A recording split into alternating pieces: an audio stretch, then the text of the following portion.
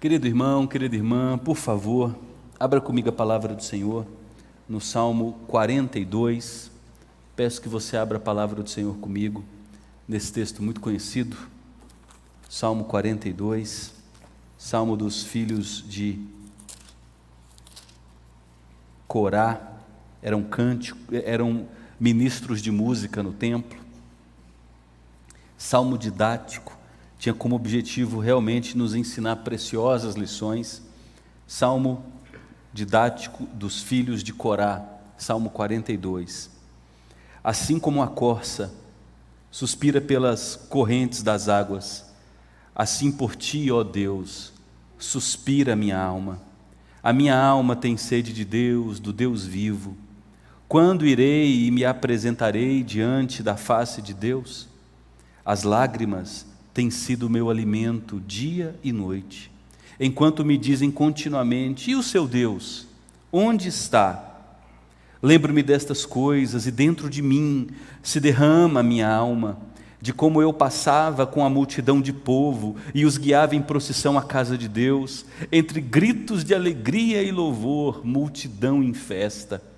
Porque você está abatido, ó minha alma, porque se perturba dentro de mim? Espere em Deus, pois ainda o louvarei, a Ele, meu auxílio e Deus meu. Sinto abatida dentro de mim a minha alma. Lembro-me, portanto, de ti nas terras do Jordão, no Hermon e no Monte Mizar. Um abismo chama outro abismo. Ao ruído das tuas cachoeiras, todas as tuas ondas e vagas passaram sobre mim. Contudo, o Senhor,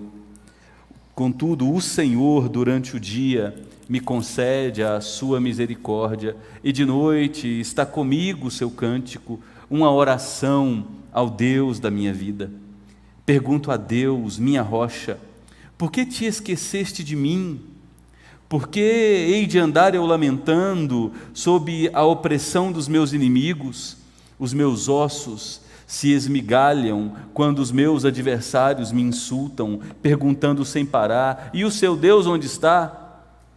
Por que você está abatida, ó minha alma? Por que se perturba dentro de mim? Espere em Deus, pois ainda o louvarei, a Ele, meu auxílio e Deus meu. Queridos, a depressão tem, lamentavelmente, aprisionado milhões de pessoas ao redor do mundo. Ela não faz distinção entre ricos e pobres, negros e brancos, graduados ou iletrados. É algo muito sério. De 2005 para cá, 2005 a 2022, a depressão cresceu mais de 700% em todo o mundo. A depressão mata muito mais por ano que a pandemia matou nos 2 anos.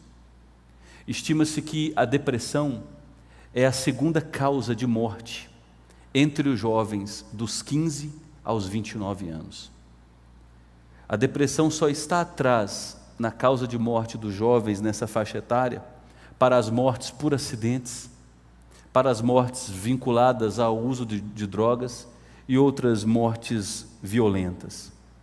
Possivelmente os sintomas descritos aqui pelo salmista, que registrou o Salmo 42, se enquadraria muito bem hoje naquilo que a gente nomenclatura como depressão. O salmista revelou que experimentou perda de esperança, que chorava copiosamente, que sentia sua alma em grande abatimento e aflição. Ele registrou que sua vida era marcada pelo desânimo e mais desânimo, dia após dia. O que o salmista fez não somente o ajudou, como deixou registrado princípios preciosos demais para a minha vida e para a sua vida. O objetivo do salmista é nos ensinar a atravessar o mesmo vale da dor, do abatimento de alma que ele passou. É por isso que o título do salmo é Salmo didático, é um salmo pedagógico. Embora fosse um cântico, uma poesia, tem como propósito principal nos instruir, nos ajudar a enfrentar a depressão e a noite escura da alma. Em primeiro lugar, eu e você precisamos descobrir a causa da depressão. O que causa em nós abatimento de alma? Por que nossa alma fica deprimida? Qualquer psiquiatra e psicólogo sério hão de concordar que não adianta simplesmente a gente fechar um diagnóstico e dar uma receita para uma pessoa e ministrar a ela uma receita azul, conquanto em muitos momentos seja importante. É fundamental a gente descobrir a causa do abatimento da alma, a causa da tristeza do coração, a causa, a razão de enxergarmos a vida em preto e branco. Há, na revelação do salmista aqui, no mínimo 5 causas gerais que nos levam ao abatimento de alma. A primeira está no verso 2. A alma fica abatida quando ficamos privados da comunhão com Deus. A alma fica abatida quando a gente fica privado da comunhão com Deus. Inimigos estavam cerceando a liberdade do salmista de adorar, de cultuar o seu Deus e de viver em comunhão com o seu povo. Por alguma razão, o salmista não podia mais ir até Jerusalém, nas festas anuais, nas celebrações que aconteciam no templo, e adorar a Deus, e ele era um homem crente, porque ele lembra, olha, eu trago diante da memória os momentos em que eu descia até o templo cantando, festejando louvores ao meu Deus, e agora eu estou privado disso. Ele tem saudade de Deus. Quando nós nos distanciamos de Deus, que é a fonte da água da vida, facilmente nossa alma se abate. E nós podemos nos distanciar de Deus por vários fatores: pecados recorrentes, um pecado grave não confessado, um pecado tratado como um hobby, como um pet, amado, acariciado, adornado, perfumado. Pecado nos marca com culpa, com aflição, com distanciamento da vida de oração, com a perda de alegria em congregar, com a perda do entusiasmo em cantar, com o endurecimento do coração, para não só ouvir a palavra de Deus, mas para submeter nossa vida à palavra de Deus.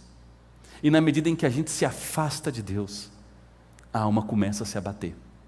A segunda causa do abatimento da alma, descrito, está no versículo 9. A alma fica abatida quando nós nos sentimos abandonados por Deus. No verso 9 ele diz: eu pergunto a Deus, minha rocha, por que te esqueceste de mim? Por que hei de andar eu lamentando? A percepção do salmista é que Deus o havia abandonado. Ele perdeu a esperança, ele estava desanimado. Ele enfrentou uma provação longa demais e a percepção o enganou. Os sentimentos complicados alteraram a capacidade dele raciocinar corretamente, afetaram a boa teologia que ele possuía. Deus jamais nos desampara, mas ele imaginou que Deus se distanciou dele. Segunda causa do abatimento da alma é a gente transtornar a boa teologia e imaginar que Deus não é mais por nós, que Deus nos desamparou, que Deus perdeu o controle da situação. Quando nós deixamos de crer que Deus é soberano e jamais nos desamparará, facilmente nossa alma se entrega ao abatimento. A terceira causa do abatimento da alma está no versículo 4. A alma fica abatida quando ficamos presos ao passado. Se você observar o versículo 4, ele vai dizer: lembro-me dessas coisas e dentro de mim se derrama a minha alma, de como eu passava com a multidão de povo e os guiava em procissão à casa de Deus, entre gritos de alegria e louvor, multidão em festa. O salmista olhava para uma realidade de seu passado e ele ficou aprisionado nesse passado que ele julgou ser o momento áureo de sua vida. Pessoas que ficam escravizadas a uma lembrança do passado facilmente terão sua alma abatida. Pessoas que chegam, por exemplo, na crise da meia-idade, pessoas que chegam próximas aos 50 anos, Elas sabem que não tem mais energia, que não tem mais o vigor dos 20, dos 30 anos. E ela olha para esse período e faz uma leitura ruim de sua vida e diz: meu Deus, eu perdi boas oportunidades, eu devia ter atuado de tal e de tal maneira naquele momento da minha vida, eu deixei a oportunidade passar. E a pessoa que olha para trás, remoendo o passado, as oportunidades que ela perdeu, as portas que ela deixou de abrir, se ela fica ali estacionada no passado, ela se torna uma candidata intensa para ter a alma abatida. Nós temos que abraçar a filosofia do apóstolo Paulo. O apóstolo Paulo, na carta aos Filipenses, ele diz: eu me esqueço das coisas que ficam para trás. Eu vivi tempos bons atrás. Pode estar difícil hoje, mas eu vou continuar prosseguindo para as coisas que estão à minha frente, porque eu sei que o meu Redentor vive, eu sei que o meu Deus continua cuidando de mim no presente, eu sei que o meu Deus jamais me desamparará. Recentemente eu tive um momento de aconselhamento com uma pessoa a quem eu estimo muito, aprisionada ao passado, e se lamentando com frequência. A minha culpa é porque lá atrás eu deixei passar essa oportunidade. A minha culpa é porque eu não abracei tal porta que se abriu lá atrás. Você não entende, aconteceu tal coisa e eu deixei passar aquilo. Como eu deixei passar aquilo? E a alma da pessoa aflita, aprisionada ao passado. O salmista olhou para o passado, para um momento de grande felicidade, e ficou estacionado ali. Uma outra causa do abatimento da alma está no versículo 7. A alma fica abatida quando nós nos enxergamos numa circunstância onde um abismo chama outro abismo, onde um problema chama outro problema. No versículo 7 ele vai dizer: um abismo chama outro abismo, ao ruído das tuas cachoeiras, todas as tuas ondas e vagas passaram sobre mim. Note bem, a percepção do salmista, a compreensão que ele tem da vida dele, é que Deus o colocou no olho do furacão, Deus o colocou no meio de uma tempestade, e fez com que no meio dessa tempestade em alto mar, ondas gigantes sobre ondas gigantes viessem contra ele. Ele não tinha condições de respirar. Quando ele tentava emergir, vinha outra onda e o afundava. Quando ele tentava levantar para respirar, vinha outra onda. É a percepção de que as pressões são grandes demais, de que as lutas não cessam, de que a gente se esforça, a gente se dedica, a gente luta, a gente batalha, mas não tem luz no fim do túnel, está escuro demais. Então a alma fica abatida quando nós nos enxergamos numa circunstância onde uma dificuldade traz outra dificuldade, uma onda traz outra onda maior. E por fim, a alma fica abatida quando não tiramos os olhos daqueles que nos fizeram mal, daqueles que nos feriram, daqueles que nos machucaram. No versículo 10, o salmista vai dizer: os meus ossos se esmigalham quando os meus adversários me insultam, perguntando sem parar: e o seu Deus, onde está? Note a importância que o salmista dá aos inimigos. Note o poder de afetar seu coração que o salmista concede aos adversários. Ele diz: os meus ossos esmigalham por conta dos meus adversários. As pessoas só podem fazer mal às nossas emoções, ao nosso coração, à nossa maneira de enxergar a vida, se nós dermos a elas esse poder. E o salmista não tirou os olhos das pessoas que o feriam. Ele não tirou os olhos das pessoas que o machucaram. Ele ficou aprisionado ao rancor, à amargura, aos adversários da vida. Essas foram as causas para o abatimento da alma, para a depressão que o salmista experimentou. Mas as causas do abatimento da alma e da depressão não se esgotam aqui. Há pelo menos outras 7 causas para uma alma abatida. A primeira causa é o simples fato de nós sermos humanos. Nós nascemos num mundo caído pelo pecado.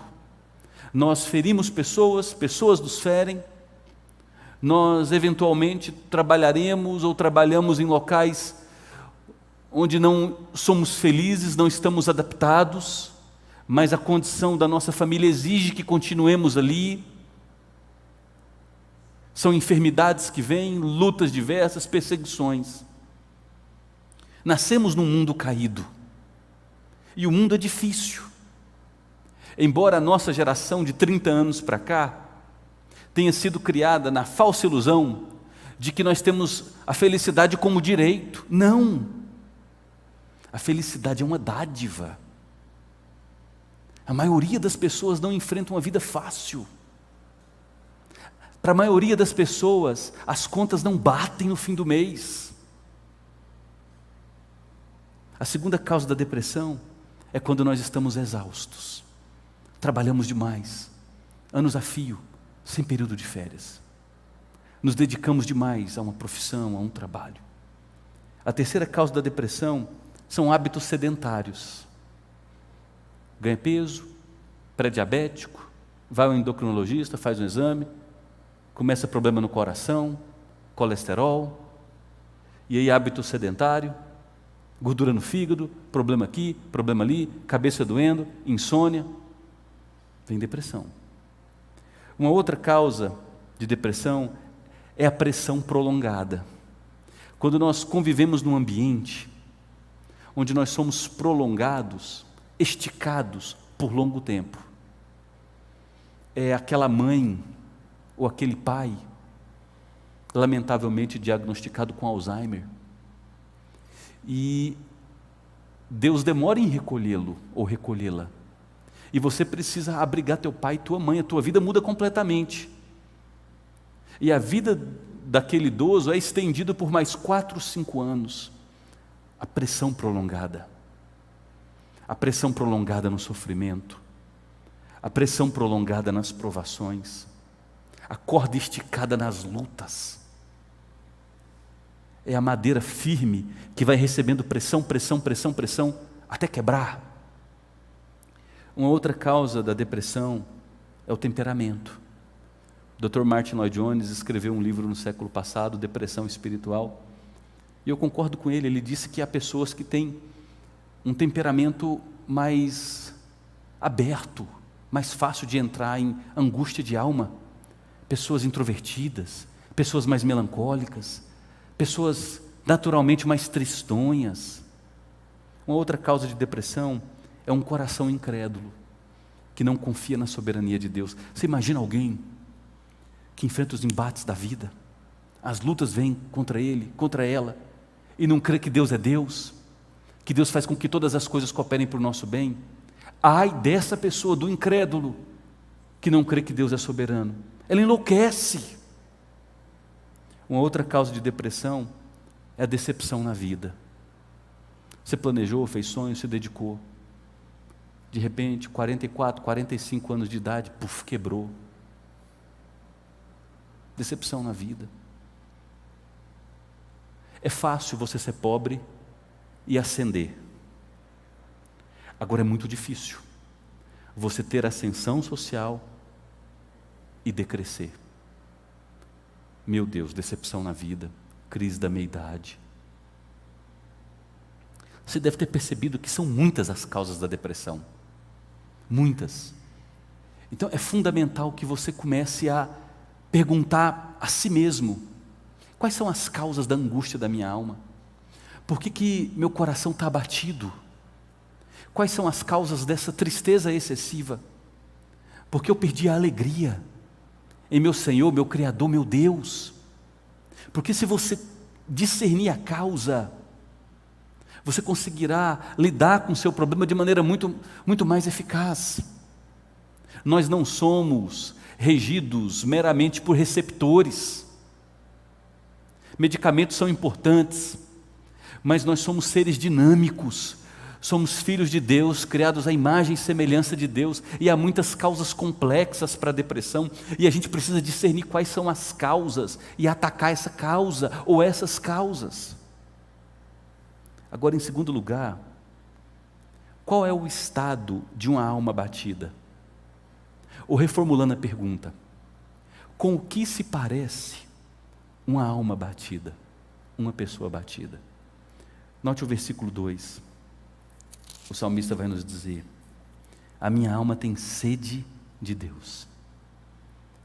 Em primeiro lugar, a alma batida é ressecada. Uma pessoa deprimida, ela sente sede. A pessoa deprimida, ela está ressecada pelo rancor que a sugou, pela amargura, pela culpa, por lembranças que a aprisionaram ao passado num tempo de sucesso, por alguém que a prejudicou, por alguma decepção, pela compreensão errada da vida. Ela está seca, ela está como aquela terra sobre a qual não cai água há 2 anos, toda ferida, à procura de água para renovar. A alma ressecada tem desejo de renovação, desejo de esperança, desejo de transformação. Em segundo lugar, o estado da alma batida é uma alma que se lamenta, que se alimenta das lágrimas. Se você observar o versículo 3, ele vai dizer: as minhas lágrimas têm sido o meu alimento dia e noite. Dia e noite. Tristeza, cansaço, abatimento. A alma batida perde a fome. A alma batida gosta de um quarto escuro, quer ficar sozinha. A alma batida tende a perder a esperança. A alma batida perde a alegria, perde o sorriso, perde o encanto. Note, um outro estado da alma batida está no versículo 4. Ele vai dizer: eu me lembro dessas coisas. Eu me lembro de quando eu louvava, quando eu adorava a Deus, quando eu cantava, quando eu conduzia a multidão em festa, em louvor, e a minha alma se derrama dentro de mim. A alma batida não consegue mais louvar.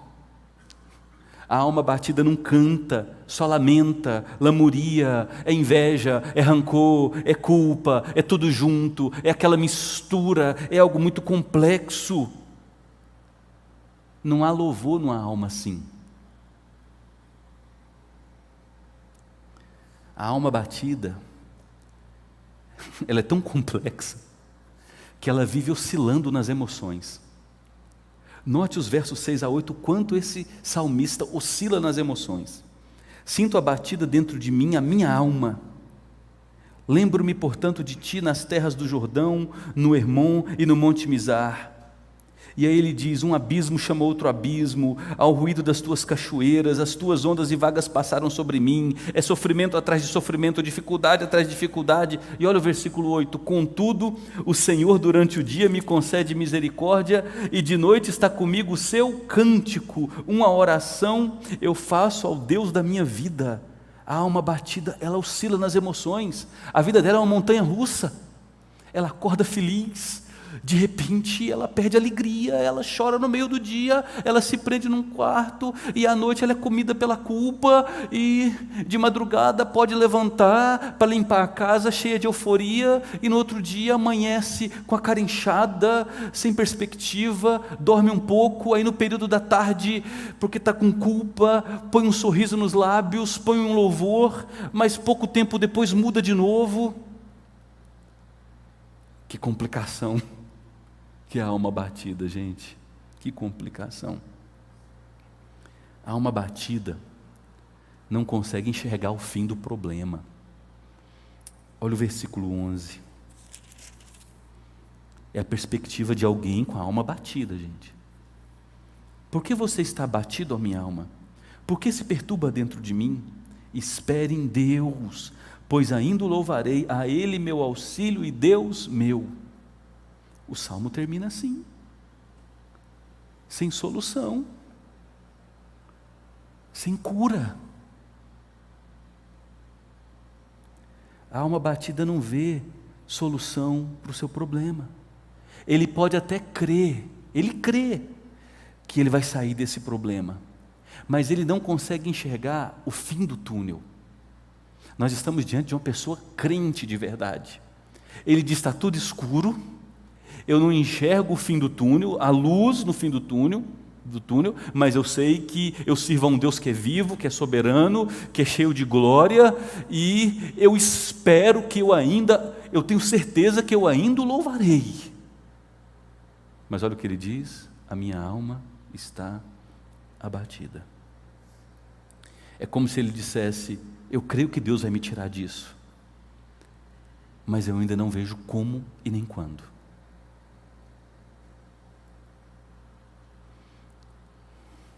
Ele experimentou uma solução, gente. Embora o salmo tenha terminado sem o salmista nos apresentar uma cura, num certo sentido, ele foi curado. Ele foi curado na medida em que, dia após dia, ele ia afirmando: eu sei que Deus é por mim. Eu sei que eu ainda o louvarei. Eu sei que Ele vai mudar a minha sorte. Eu sei que Ele é Senhor. Eu sei que Ele é soberano. Eu sei que Ele é cuidador. E na medida em que ele diariamente renovava a sua esperança, ele vivia. Isso é cura sem ser completamente curado. Vocês entenderam? Ele vivia todos os dias agarrado à bondade de Deus, à esperança em Deus, ao poder de Deus. O que a gente deve fazer quando a nossa alma fica abatida? Nós já falamos sobre as causas da depressão, são diversas. Nós já falamos sobre o estado da alma abatida. Agora, o que o salmista nos revela sobre a cura para a alma abatida? A cura para a depressão. É importante a gente falar sobre isso, porque todo mundo busca cura. Ninguém quer permanecer doente. Só que a gente tem que buscar a cura do jeito certo. Alguns buscam a cura da alma abatida por meio do suicídio. Há mais ou menos uns 5, 6 meses, né? Uma amiga nossa, menina discipulada por mim, eu, a Raquel, o Marcelo, as meninas não eram nem nascidas. Nós tínhamos pequeno grupo em séries, almoçávamos com eles, na casa deles, organizávamos acampamentos da igreja na fazenda deles. Família muito rica, muito rica. Uma menina com 2 crianças, 37 anos, não suportando a depressão, esperou os filhos irem para a escola, o marido, rapaz bonito, menino, homem crente, trabalhador, esperou o marido trabalhar e se enforcou. Menina crente. Só que ela tentou encontrar a cura pelo meio errado. Outras pessoas tentam escapar das realidades difíceis por meio do divórcio. Está tão difícil, não aguento mais essa situação. Eu quero fim ao sofrimento. Você vai para um lado, eu vou para o outro. Outras pessoas se afundam em comer excessivamente, enquanto outros se entregam às drogas, ao exagero no uso do álcool. Outros, e não são poucos, se entregam à pornografia. A pornografia vicia pessoas, estudos já demonstraram isso. A pornografia gera no cérebro a mesma dependência que o uso da cocaína. Algumas pessoas buscam cura para sua condição de alma abatida, se afundando por dezenas de horas na Netflix, Amazon Prime, ESPN e tantos outros meios de entretenimento. Outros trabalham em excesso, porque não dão conta de parar para refletir sobre a condição de alma terrível e lidar com aquilo. Tem muita mulher que adoece profundamente quando o ninho fica vazio. A vida é para os filhos, para casa, e aí os filhos crescem, saem de casa, e o ninho ficou vazio, e a mulher surta.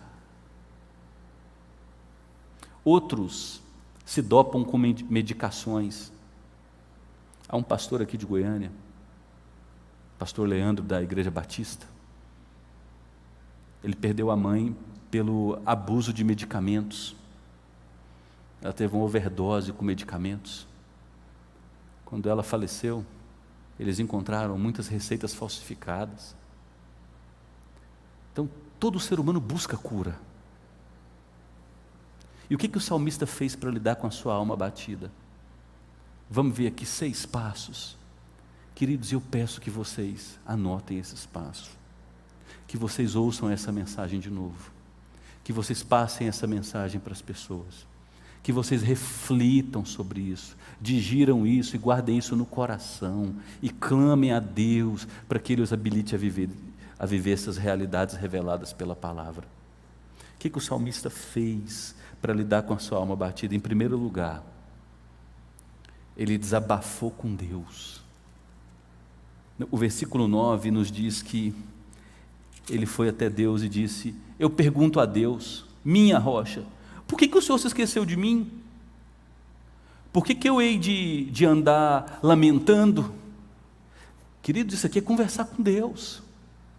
Mas note um modo como ele conversa com Deus, é um modo ancorado numa esperança.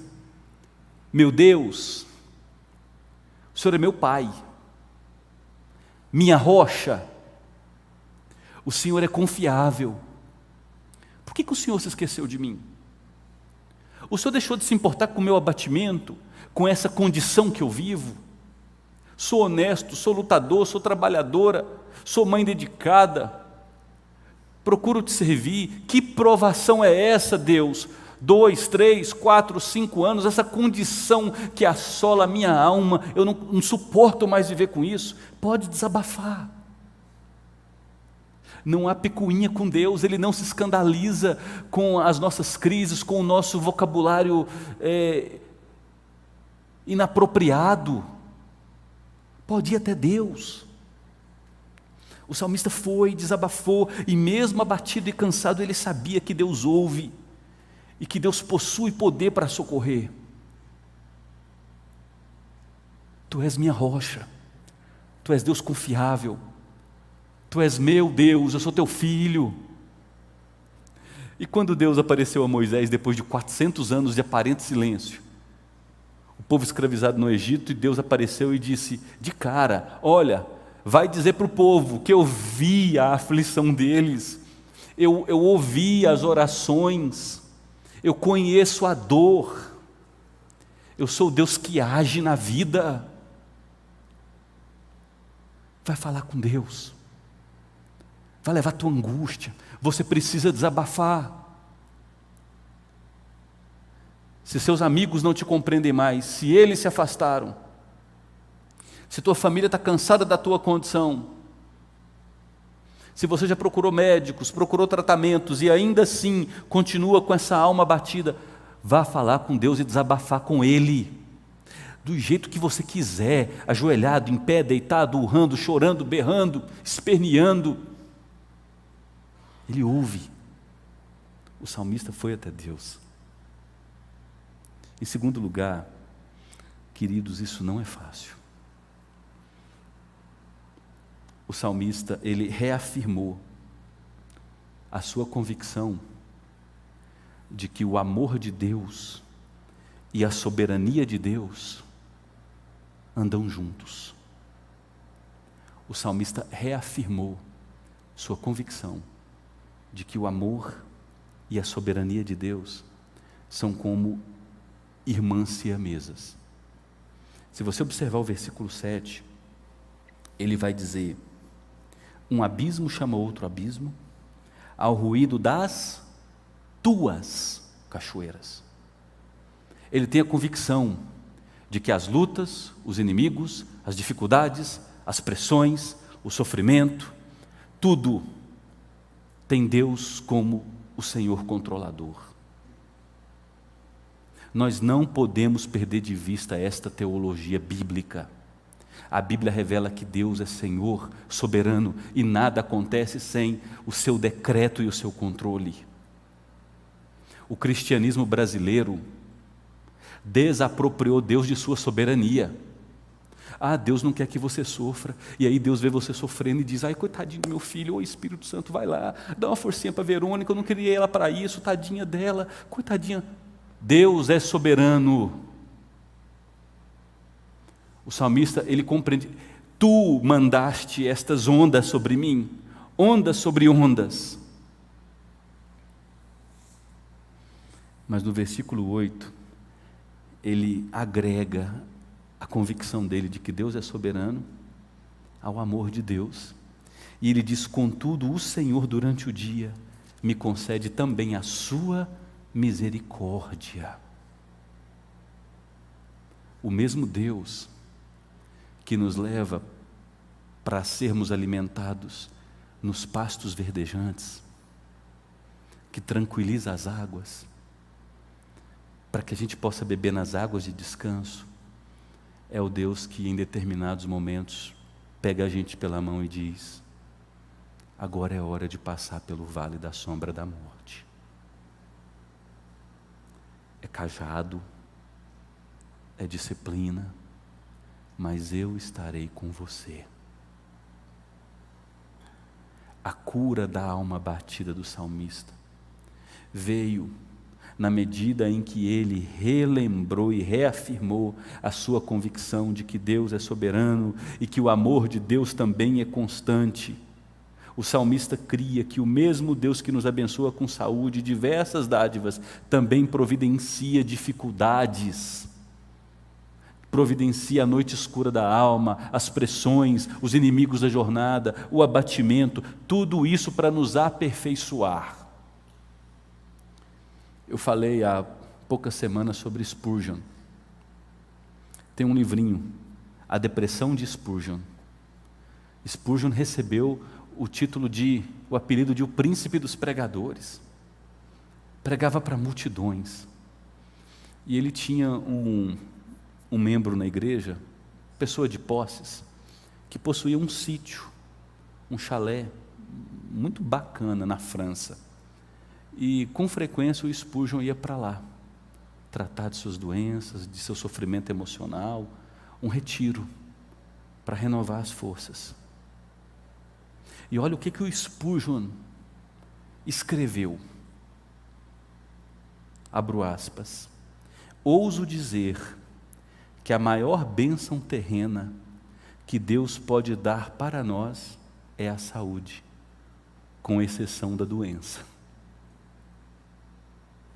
Ouso dizer que a maior bênção que Deus pode nos dar é a saúde, mas a doença é uma bênção maior ainda. Se alguns homens que conheço pudessem ser favorecidos com um mês de reumatismo, isso iria, pela graça de Deus, amadurecê-los maravilhosamente. Spurgeon sofria com gota. Dizem que essa gota é que ocasionou essa depressão, o fazia sofrer muito. E Spurgeon tinha a certeza de que aquele espinho em sua carne era bênção de Deus para humilhá-lo, para que a imagem de Jesus fosse formada nele e ele não se envaidecesse, não se ensoberbecesse.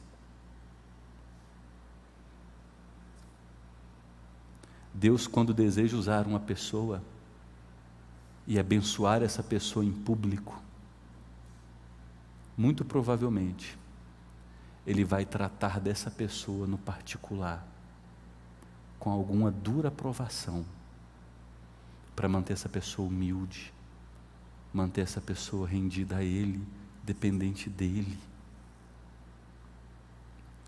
Então o salmista, ele agregou: Deus é soberano e Ele é amoroso. Tem as fases da vida que é só pasto verdejante e alimento abundante, que é só água de descanso, mas eu sei que também há os momentos de vale da sombra da morte. E eu sei que, inclusive nesse momento, o Senhor está comigo. Se as pessoas perderem essa convicção de que o Senhor está com elas, elas vão enlouquecer. Em terceiro lugar, o salmista transformou o lamento dele em cântico. Se você olhar o final do versículo 8, ele vai dizer: de noite está comigo o seu cântico, uma oração ao Deus da minha vida. Ele não conseguia mais cantar. Você deve se lembrar no verso 4 que ele diz: eu lembro de quando eu cantava, eu pulava, eu conduzia as pessoas em festas, multidões, em direção à casa de Deus. Eu lembro, eu perdi isso. Mas agora ele diz: de noite eu canto. Embora ele se sentisse desmotivado para adorar e cantar, ele confrontou esse desânimo dele. E ele fez com que o seu coração pelo menos balbuciasse louvores a Deus. Quando você não tem força para cantar, traga energias à sua mente para balbuciar louvores a Deus. Tu és soberano sobre a terra, sobre os céus, Tu és Senhor. Tudo que existe e acontece, Tu sabes muito bem. E apesar dessa glória que tens, Tu te importas comigo também. Balbucie isso. Ainda que gemendo, ainda que sem energia, comece a louvar pela mente, pelo coração, gemidos nos lábios fraquinhos, cante a soberania e a graça de Deus, porque isso vai transformar seu lamento em júbilo e o seu abatimento em vigor, progressivamente. Em quarto lugar, como isso é importante, gente. Eu creio que o que o salmista está nos revelando aqui é um dos pontos mais importantes. Ele confrontou a alma dele. Como assim? Note o versículo 5. Por que você está abatido, ó minha alma? Por que você se perturba dentro de mim? Pode parar. Espere em Deus, eu ainda o louvarei. Note o versículo 11. Por que você está abatido, ó minha alma? Por que você se perturba dentro de mim? Espere em Deus, eu ainda o louvarei. Esse Deus é o meu auxílio, Ele é o meu Deus. Note o Salmo 43. Note o versículo 5 do Salmo 43. Por que você está abatido, ó minha alma? Por que você se perturba dentro de mim? Espere em Deus, eu ainda o louvarei. Ele é meu auxílio e o meu Deus. O que o salmista está nos mostrando por meio dessas repetições? Que ele não permitiu que seu coração e suas emoções falassem continuamente com ele. Antes, ele procurou tomar as rédeas e ele começou a falar ao seu coração. Sabe o que ele fez? O salmista pregou o evangelho a si. Dr. Martin Lloyd Jones, expondo esse texto do Salmo 42, no livro Depressão Espiritual, ele trouxe uma contribuição muito rica. Você parou para perceber que existe uma fábrica de produção de pensamentos que você não tem muito controle? Aliás, você não tem controle nenhum. Você já acorda e já tem uns pensamentos que estão lá. E esses pensamentos querem te sabotar. Eles estão te assediando. E se você dá corda para esses pensamentos, o seu dia será trágico, suas emoções vão lá para baixo, você vai viver um inferno. Existem pensamentos que estão lá. Foram fabricados, eles têm vida própria.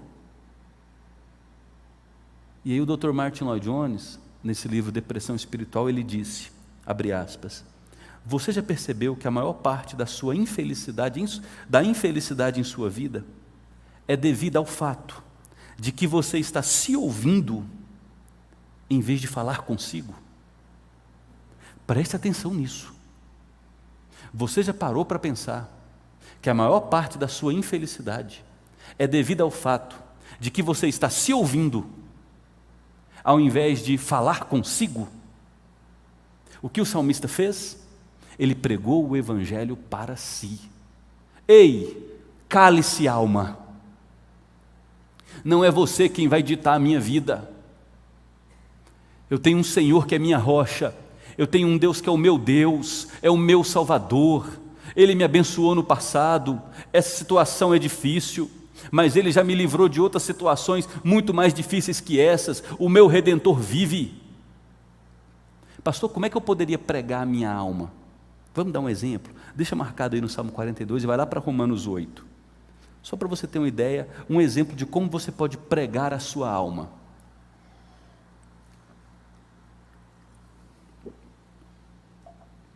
Como você pode pregar o evangelho à sua alma, ou para a sua alma.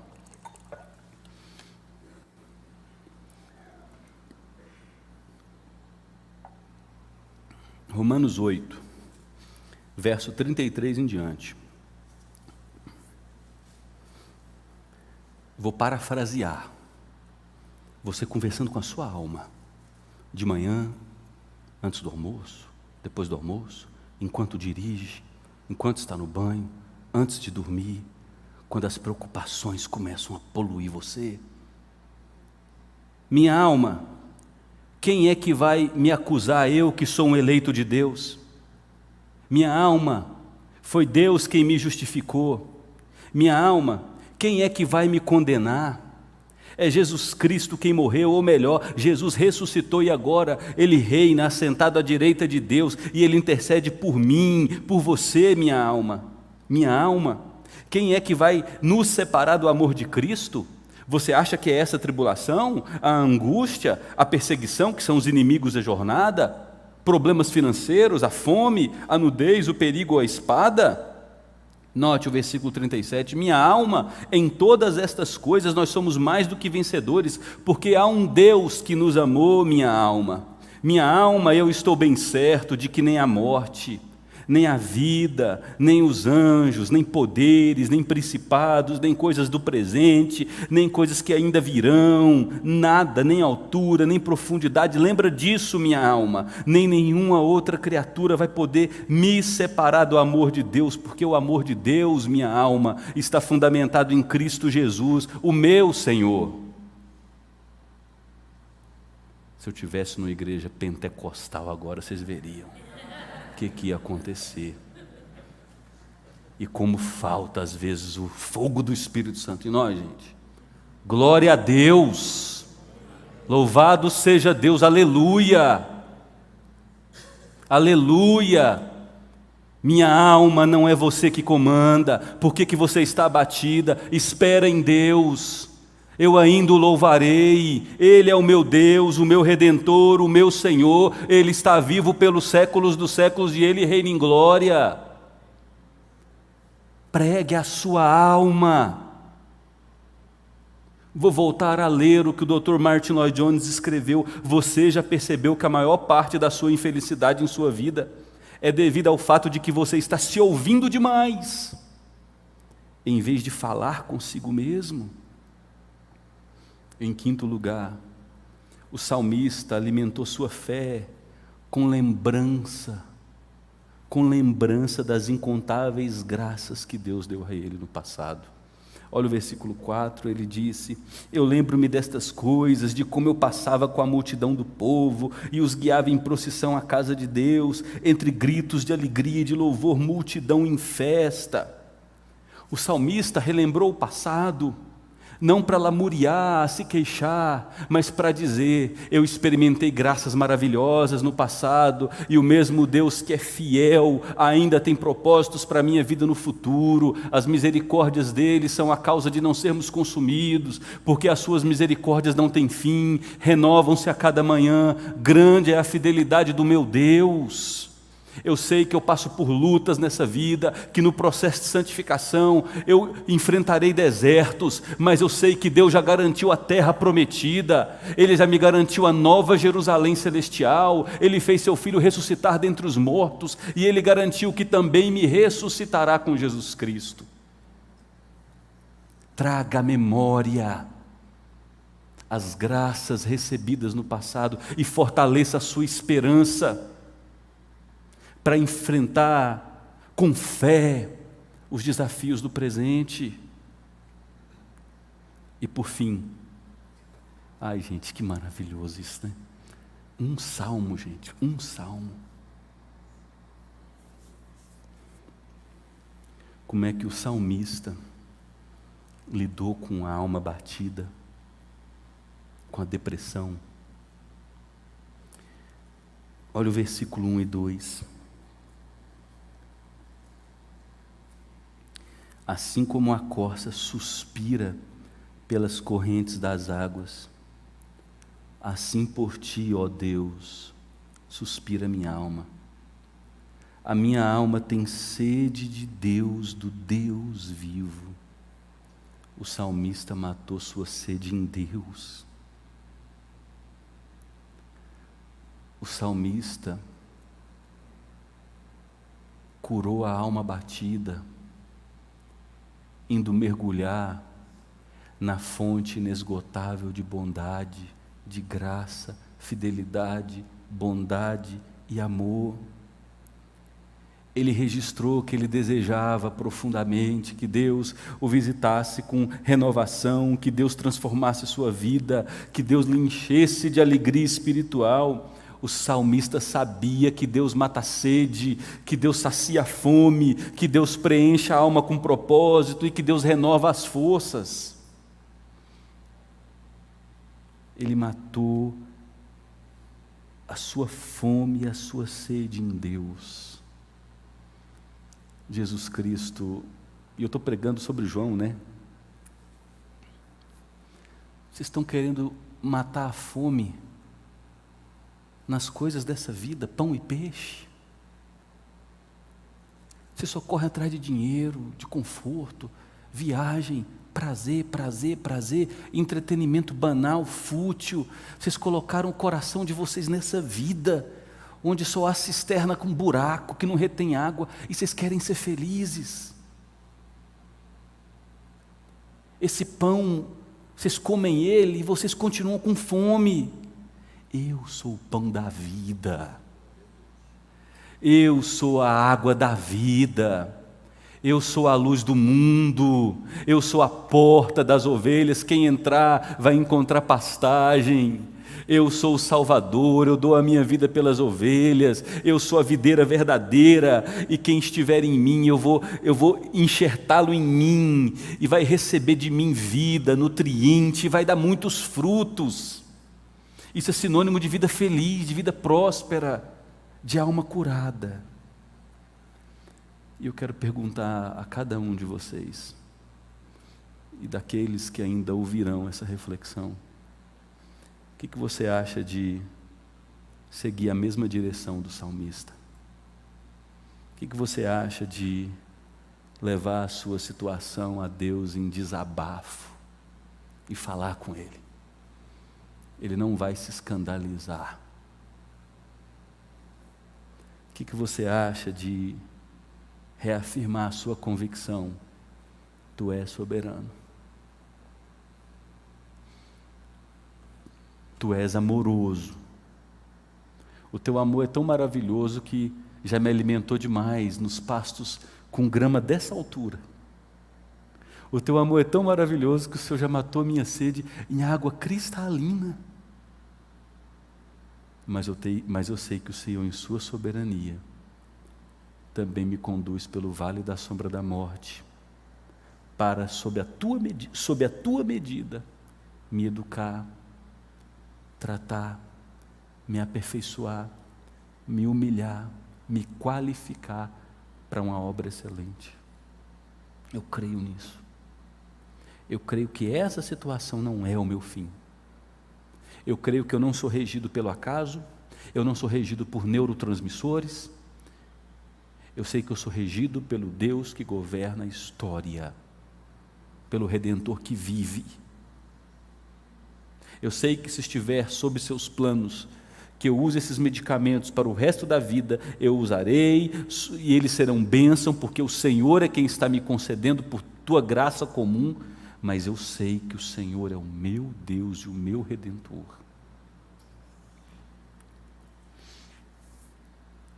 Que tal você, assim como o salmista fez, passar a falar com você,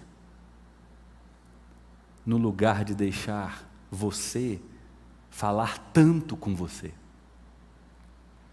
Que tal você começar a pregar o Evangelho a si mesmo? Frequentemente, todo dia você precisa ser relembrado do Evangelho. Todo dia você precisa ser confrontado pelas verdades da soberania, da graça, da bondade, do poder, da fidelidade de Deus. Pregue o Evangelho a si mesmo. Quando você estiver justificando tua ira, justificando teu descontrole, justificando tua falta de paciência, justificando teu egoísmo, justificando sua tristeza, justificando sua isso, seu aquilo, sua... Dê o nome que você quiser, é hora de você parar e pregar o Evangelho a si. Fui feito nova criação, as coisas antigas se passaram, tudo se fez novo.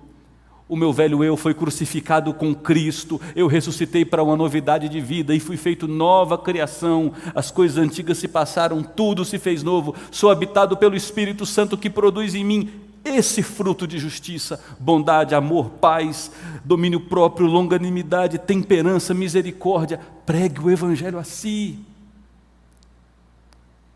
Que tal, no lugar de deixar que as suas emoções te abatam, você começar a balbuciar cânticos de louvor? Você tem cantado? Você tem louvado? O povo de Deus, gente, me perdoe, não é piada isso não, não é brincadeira não. O povo de Deus não foi chamado para ouvir sertanejo universitário. Sangue de Jesus tem poder. Está repreendido, Satanás. O povo de Deus foi chamado para louvar a Deus, gente. Adorar o Senhor.